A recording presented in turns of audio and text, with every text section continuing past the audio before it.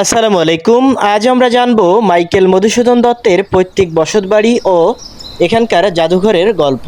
সালে এই বাড়িটি বাংলাদেশ প্রত্নতাত্ত্বিক নিদর্শনের একটি পর্যটন কেন্দ্র হিসেবে বিবেচিত হয়। শৈশবের কবির ব্যবহার্য জিনিসপত্র সেখানেই স্মৃতি হিসেবে রাখা আছে।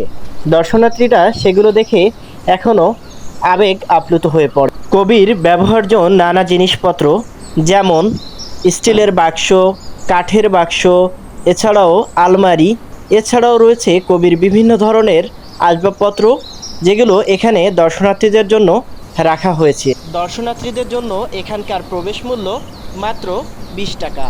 তবে যারা বিদেশি পর্যটক আছেন তাদের ক্ষেত্রে এই প্রবেশ মূল্য 100 টাকা মাত্র। কবির সেই সময়কার ব্যবহার্য বিভিন্ন জিনিসপত্র এই জাদুঘরে স্থান পেয়েছে, যার মধ্যে রয়েছে সেই সময়কার টিফিন ক্যারি, রয়েছে কুড়াল, দা এবং থালা বাসন সহ ইত্যাদি জিনিসপত্র। এছাড়াও কবির এখানে রয়েছে একটি লাইব্রেরি।